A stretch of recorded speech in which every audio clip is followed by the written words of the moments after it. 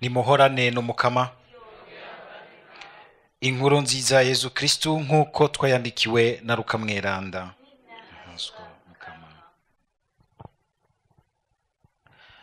Muri irya minsi Yezu yariko aragenda i Yerusalemu, aca ku rubibe rwa Samariya n'Ubugarire. Ariko araca mu mihana yaho, hakaba abantu 10 bagwaye imibembe baza bagana iyari. Bashira ijwi hejuru bakiri kure bati, Yezu mwigisha tugirira ikigongwe. Nawe ngo babone arababwira ati, nimugende mwiyereka abasaserdoti. Nabo bashitse mu nzira babona bakize. Umwe muri bo rero ngo abone yakize, aca asubira inyuma aza arishongora aninahaza Imana. Ashitse imbere ya Yezu akubita ibifukamiro hasi amukurira ubwatsi. Kandi uno yari umunyasamariya. Yezu rero arabaza ati, mbega ntibakize bose uko bari 10? Nta wundi yoboneka ngo agaruke aninahaza Imana atari umunyankiko?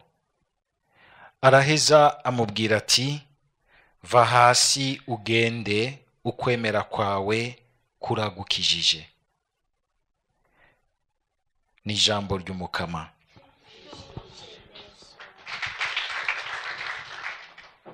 Mu bisomwa vya mbere muri iki gihe turiko turazirikana amajambo y'Imana azananye mu gitabo c'ubwitonzi.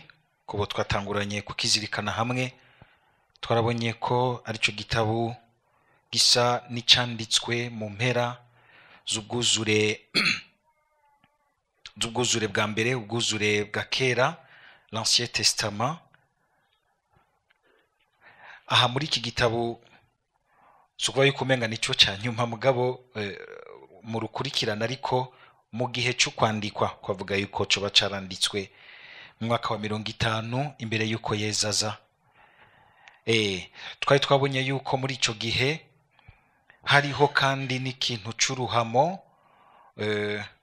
ruhamo kuba Nyisirayeli wasanga baragiye nko mu mahanga, baratwawe kw'imbohe canke baratwawe n'ibinabiriya, bakaba batari mu gihugu cabo, kuko n'igihugu cabo kenshi cagiye kirasanzazwa n'intambara canke ziriya zikomotse ku kutamenya kugamburukira neza umukama, bagasanga vyahavuye batuma bangarira kure igihugu cabo. Twarabonye rero yuko kubera bamwe bagira bati tugumye ukwemera kwacu, tugumye imigenzo yacu iyo bari mu mahanga, bikaba kwegera uruhamo, bamwe bakicwa kubera yuko aho muri ayo mpanga y'abapagani wasanga abapagani babahama kuko badasenga nk'uko umwami umukuru yabitegetse, kuko ntibumva yuko umenga bosenga ibigirwamana kandi baramenye Imana y'ukuri, atari Imana yiwabo gusa, ariko Imana y'ukuri, Imana yama iri kwirabereka yuko bo yarabaciye ko ngo yiyugururire izindi ntara zose. Ako ndakavuze kuko uyu munsi hariho abantu uyu munsi kubera ibintu by'uko usanga ducanganyikirwa mu vy'Imana, nuko natwebwe tugira ngo twaramenye Imana y'ukuri usanga tutavyifashemwo neza, tugatanga ishusho itariyo y'abana b'Imana.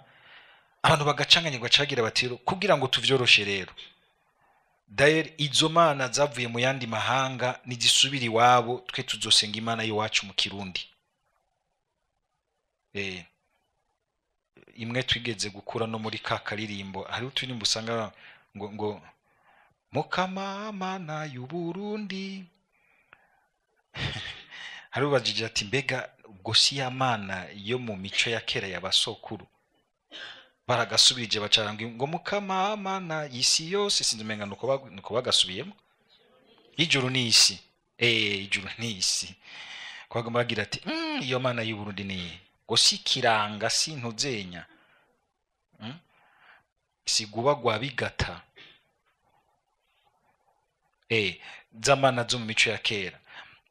Ugasanga rero hariho abantu uyu munsi bariko baragomba guhakana Imana se y'umukama wacu Yezu Kristu, kuko mu kuyimenyesha ikaza ku isi yazananye mu gihugu c'abanyisirayeli.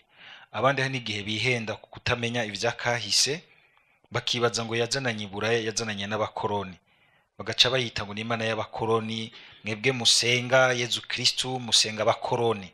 Ho, aha rero umuntu wese atagiraniye relation, ubucuti personnel na Yezu, ivyumviro bene ivyo bizomutsinda, kuko ntazi Yezu wariwe. Afise imana bigisha mu vyumviro, ntafise imana abona mu buzima bwiwe. None nka Jozo za kumbwira ngo nsenga imana y'abakoroni gute? Yezu mfise ahantu nama ndamubona, hari ibintu vyinshi duhuriramwo, maze kumubona nkabona ingene antabara muri ibi na biriya, gusumba we wadutse nguzanye ivyiyumviro ngo nuko ari ivy'intwari yica nkiriye. Nico gituma ukwemera gukomeye ntimugushingire gusa ku vyo mwumviriza, muguma mwumviriza ku ma audio, ku ma video y'abapastori n'abapatiri bose. Gera igihe upfukame ugire experience yawe, kugira ngo nihaze ibihuhuse bize bisange hari ico muzinanyemwo na Yezu, ntaco bizogukomakomamo.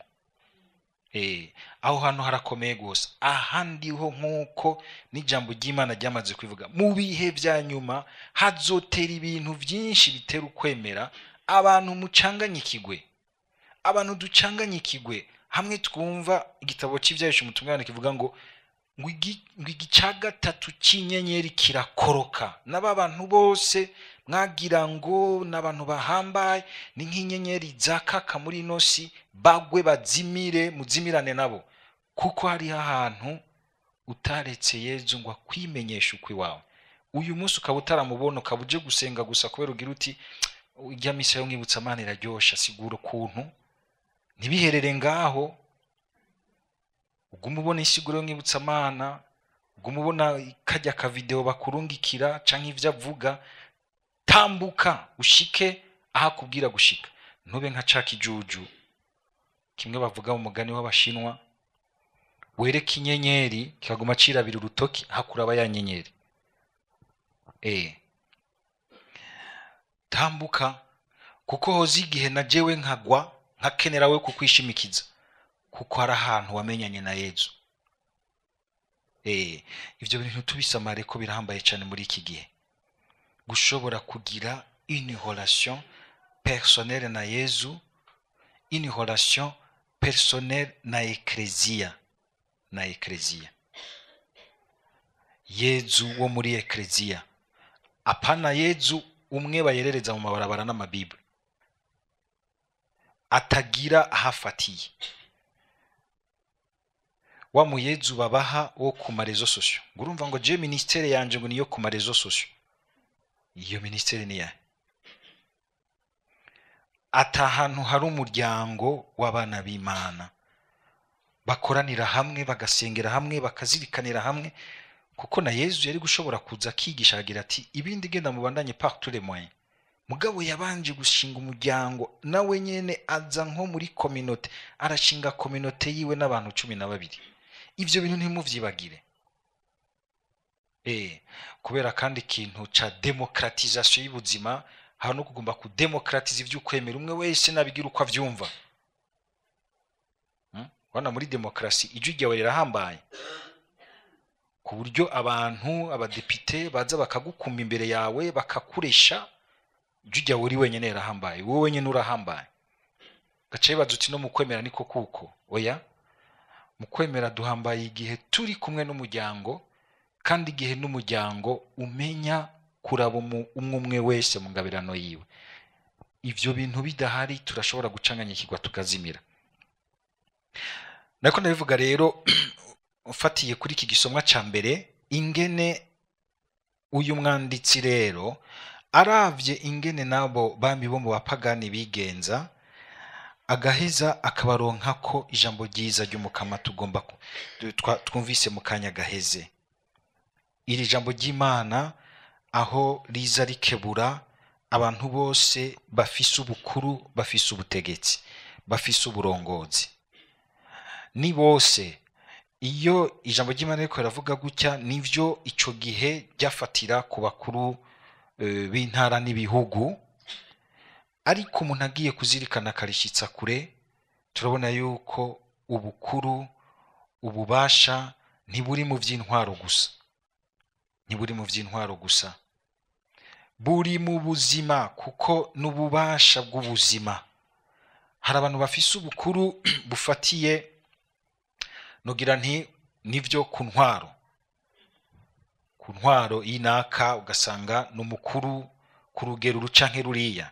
Hari abafise ubukuru bufatiye ku bigwanisho, nafise ikigwanisho abafise ububasha arashobora kukugira ko ububasha kuko abafise ikintu ashobora kwikorera ko akawugira ko ububasha. Cyo gituma mwumva uyu munsi isi yasubiye kugwa mu mwijima wo gushira imbere ibigwanisho. Mwumvise abanyamerika nabo ko bahagurutse bakagira bati natwe tugoma dusuye tugerageze gose ibigwanisho rohonyanganda. Ibifaranga bagomba gushira mu bintu vyo tumara bikazigiza isi, abantu bariko baricwa n'inzara. Kweragira bati abarusiya bariko baradusiga, oya abashinwa bavyutse. Bose ubu kandi abantu mugira intercession, sengera isi. Fukama musengera isi kuko twasubiye kuja ahantu habi. Kubera n'ubundi abantu b'abakuru bahendwa n'ubukuru. Bakumva umenga bacitse nk'ibimungu muri nosi. Bakumva umenga bacitse nk'ibimungu muri nosi. Ni kibazo gikomeye cyane. Ariko kandi hariho n'ubukuru bufatiye ku butunzi. Ubukuru bufatiye ku butunzi. Abantu batunze barafise ubukuru kuko baca baronka abantu babasaba, kandi muramaze kubona iminwe itanga yamiri hejuru y'iyakira. Nico gituma abantu usanga mupfa kwakira ibintu muhawe ukucanke kuri bawitondura abe neza.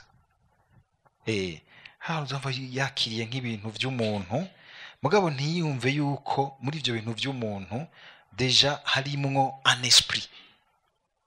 Harimwo un esprit. Si cyumviro gisanzwe, harimwo umutima ubitanze. N'umutima mwiza canke n'umutima mubi. Ugasanga umukobwa yashajije, yambaye jeans nzizi mubana, abona ko bose bakunda kubanisha, bagomba kutwereka ko bafise amaforme n'amashenete n'ibiki. Ugasanga n'umuntu yabimuhaye akagira ati ujya arankunda. Ari ivuga bakoresha mu gifaransa element chrétien. Mugabo urazi ko ngahuri y'uburozi, n'ibyo bintu bibaza ko bizokwijana. Azobikurikirana gushikari ya muri intimité yawe. Azobikurikirana. Wumvise umutima wabiguhaye wariwe. Pati, ibyo by'amavarere yanyu, amavarere yawe nzoyambara, nzoyarya. Okay, wait and see. Uzobona iyo bishika. Uzopfana intuno n'akabonge kuko wahakanye umuntu w'ukuri ari muri wewe, yaremwe mu ishusho y'Imana. Abantu be nabo ntibashobora guheza neza, bapfana intuno n'akabonge. Iyo bafuye batavyihanye, genda murabe. Nuko batagaruka ngo batugiriye témoignage. Nushobora kuba warahakanye, hariho umuntu Imana yakugize hari indani muri wewe. Utanguye kumuhakana umwihakanisha amafaranga, ibintu byo gukayangana inyuma, bikugira ko autorité mbi bikamucafuza, harazigeka kubaza ati kubera iki wangize gutya.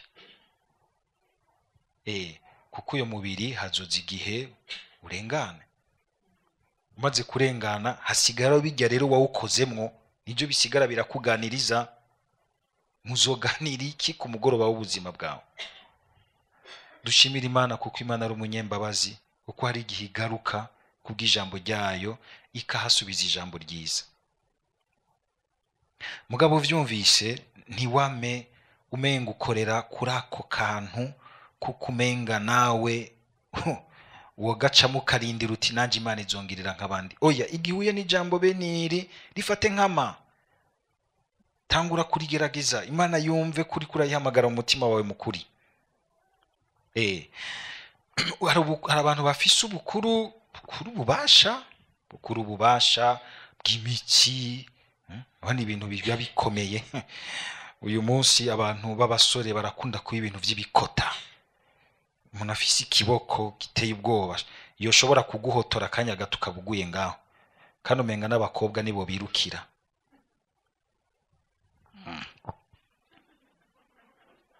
Hari ibintu biri ngaha ku marezo, hari igihe muranda haca nka kumbagara gutangana.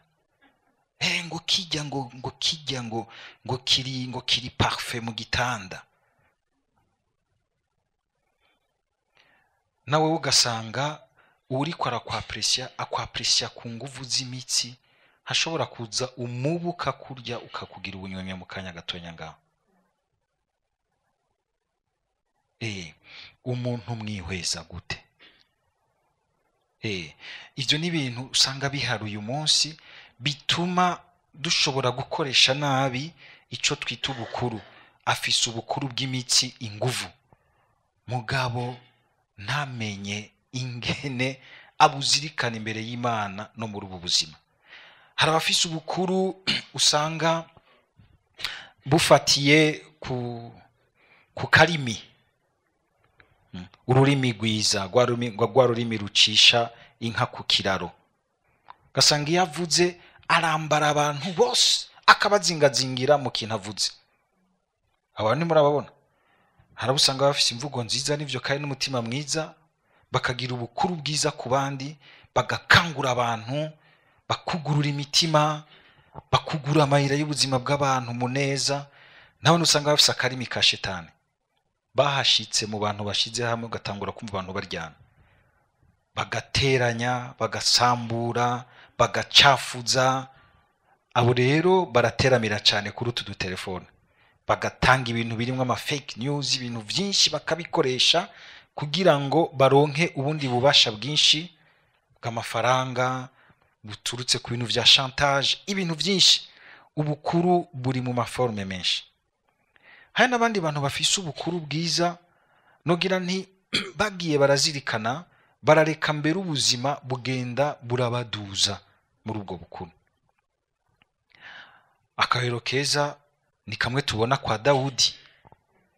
Dawudi Imana yagiye iramuduza mu ngabirano, yagiye iramuha, ntabigiremo ubwishime, mbere akagomba gukorera igihugu ciwe. Haragira igihe Imana iramushima, iranamusiga, ariko Imana n'umudemokrate ntiyigeze imwempoza igihugu cayo. Yararetse abantu nyene b'abashinga naye baraza baramubwira bati ingu tubera umwami, kuko twarakubonyemwo, twarakumvisemwo umuntu ashobora kutwegeranya akadutuma dutera intambwe imbere. Arabemerera. Ubukuru bufatiye kuri vyinshi, buzanana kwinshi. Igikuru rero twumvise yuko ijambo ry'Imana rigira ngo ubukuru ko bwose butangwa n'Imana. Uyu munsi hari abakuru bakunze kukitwaza bati twemere mwemere iyo tubajana kuko twebwe twatowe n'Imana, kuko ubukuru bwose buva ku Mana. Ijya passage yo mwibaruwa Paulo yandikiye abaromani gabane ca 13 ku murongo wa mbere, ukabona yuko uyu munsi hari abantu bose bashaka kuyikoresha kugira ngo bayisiguze ibintu vyabo, ariko bakibagira. Aha rero icyo kintu ndifuza yuko tuza turacimenyereza. Twirinde kuza turafata akaverse kamwe, ego urashobora kukishimikiza, ariko gasubize mu runani rwose rw'ijambo ry'Imana. Karabire no mu yandi maverse, reka kugumukarabo kugaranye konyene. Ushobora guca usanga uri kurakamanipira, uri kugakoresha ku nyungu zawe, nturi kurakumvirizamwo ubutumwa Imana iguhayemo. Bumvirije nk'iyo verse ya Paulo mu ibara yandikiye abaromani 13 ku murongo umwe, ucubona umenga uti abakuru bose abagiyeho uko ariko kose, uko bigenza kose, n'abakuru bavuze ni ganza sabwa. Amen, aleluya. Uri umukuru Imana yashizeho, ninde yaguhenza? Mbere umuco w'ijambo ry'Imana uratwigisha yuko umuntu agutegetse ibintu bwa mbere ubona ko bihushanye n'ishaka ry'Imana, ibintu bihushanye n'ineza y'umuntu, n'ineza rusangi, urategerezwa mu rukundo kumubwira uti ndakubahura umukuru, mugabo utegetse ibitari byo, ivyo sinshobora kubigenderamo, sinshobora kubigenderamo. Urategerezwa mbere ni n'itegeko ry'urukundo kuri uyo muntu kugira ngo umuhumure, kuko ubukuru twasanze hari ibintu bitatu biba bibukikuje bishobora gutuma canke bukorera neza ubuzima canke butakara. Muti nibiye cara ndabibahe kugira ngo mwumve ingene mukoresha namwe ubukuru bwanyu, canke nimwaronka n'ubundi busumbirije mumenye ingene muzobukoresha. Ica mbere niyo buzananye. Iyo buzananye ni igiki caguhaye ubwo bukuru?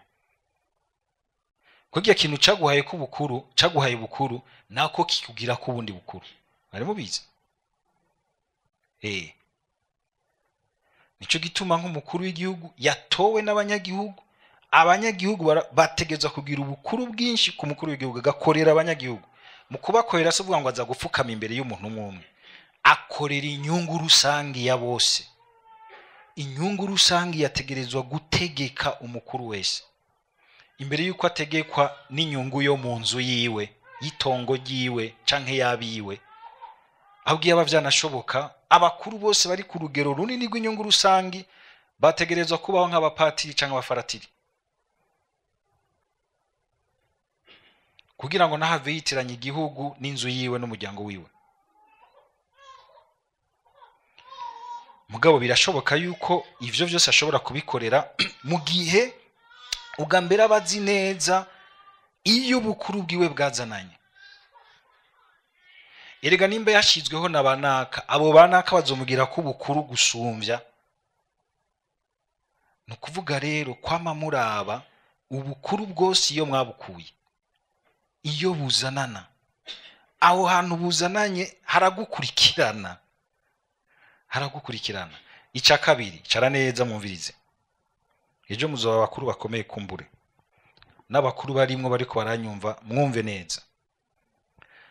Ica kabiri nuko umaze gushika muri ubwo bukuru hariho abantu baba bagukwikuje, bange bitwa abahanuzi, gasanga bigira abacourtisan. Bajya barashobora kugarana umukuru bakamubohera mu vyo bashaka, bakamuhanura ibitari vyo, bakamwugarana, bakamuca, bakaba hagati yawe n'abarongoye, canke bakamuhenda, abantu bakariramwo abandi bisunze uwo mukuru. Kumwe baca umugani uyu munsi ngo wihisha inyuma y'umukuru ukarasa ushaka.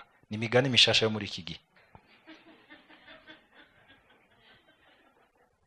Niba abandi uzosanga agira ati uranse nyo ndagutegetse, none je urazi uwo ndiwe mu mugambwe, urazi uwo ndiwe kwa ntuzenya. Kandi ugasanga umugambwe so wabimutumye, si umukuru munaka yimutumye, mugabo kuko azi yuko agukoreye ko ngaho ucupapa, ego ndemeye twari yushaka, agafata kuzura akagukwega akagushira kuja nishaka. Ahiko ikibanza ugaharuka umbwira iti uyo mugambwe wagutumye ivyo nuwe, ko tuzi ivyo bahora batubwira batwigisha. Kandi uhagaze neza aca tetemera ati wa muntu arabizi ivy'indana arabizi. Bimenye vy'ukuri, umenye ikigwa kiramukoresha. Bene abo baraja hagati y'abakuru n'abandi bakorera, bakugarana ubukuru. Umukuru hariya akaguma hariya mu bintu vyo hejuru, mu mwihanganire. Kuko muca musanga muterwamo mwese. Gerageza uzimye iyo telefone uko bishobora, cyangwa urambu umuntu agufasha. Ugasanga hariho umuntu yugarana abantu bakenya, bugarana umukuru hariya, amadosye ntiba yamuhe mukuri, akazoguma hariya yugaraniwe ahantu. Hari abakuru bo nuti barateye ikigongo. Ashobora kuba ari abahanuzi biwe canke babandi bose aho bita abacourtisan. Cyo gituma igihe mugomba gutora abantu mufashanya kurongora abandi, byitondere gose. Kandi urabe ntibigere bagukupa baguce hagati yawe n'abariya bategerezwa kuba ba beneficiaire ba mbere b'ivyiza n'imigisha n'imihezagiro vyazanana mu bukuru baguhaye. Bagaca kandi bafata bakugara abantu bo hasi. Hari abantu usanga bakikuje ubukuru bameze nk'abakomisiyoneri. Bana bakomisiyoneri n'umuronkana inzu utamuciyeko. kandi niwayiha igiciro. Kuko agira ati wowe ushaka kugurisha inzu utemeye ko tubivugana nta mukiriya uzoronka, kuko bose baca kuri twebwe. Uwo ushaka inzu agira ati nta nzu uzoronka hariya ntayikunegosiye kuri nyene. Yagandi barafise ubukuru ku mayeri kugwenga, gasanga nibo bafise ubukuru vy'ukuri. Mugabo hakenegwa akantu gato ko kubona aho ububeshi bwabo buri, umuntu akabuvumbura, bakabona ko wabibonye, baca batakaza inguvu. Kuko bakorera ku nguvu zo kumanipira, ntibakorera ku nguvu zihari vy'ukuri. Ubwa gatatu, mu bintu bishobora kuba bikikuje ubukuru, hariho no kumva iyo ushaka kujana abantu. Kuko umukuru arategerezwa kumva ati jewe mu bintu bashinze ngomba gushikana abandi ngaha, tuzoca ngaha, tuzokwisunga ibi. Muri uyu mwanya akaguma asuzuma akaraba ati ngomba kubashikana ngaha, kandi akamarondera kujana nabo. Ivyo bintu iyo bitabonetse mu bukuru, ubukuru buca bukoreshwa nabi. Rero gaca usanga rero igihe umuntu atumva neza iyo ajana abandi, bica bituma umukuru akoresha nabo bukuru bwiwe, akabusanzaza canke nabwo nyene bukamusanzaza. Ubukuru nko tuvyumvise ngaha, igifasha nukwama twibuka yuko ubukuru bwose dufise ku rugero rucanke ruriya, muri bicanke biriya, kwa muzirikana uti n'igiki kiroranye imbere y'Imana n'imbere y'ubuzima bw'aba bantu b'Imana. Ico kibazo kiguhore ku mutima. Ivyo ugira vyose, ivyo ugwanamwo vyose, ukagira uti ubwa mbere igitunganye imbere y'Imana n'imbere y'ubu buzima bw'aba bantu. Bizogutuma no ku musozo wabwo, ku musozo w'ubuzima bwawe, wumva yuko ufise amahoro, yuko wabayeho kubw'abandi no kugira inahazwa ry'Imana. Amen.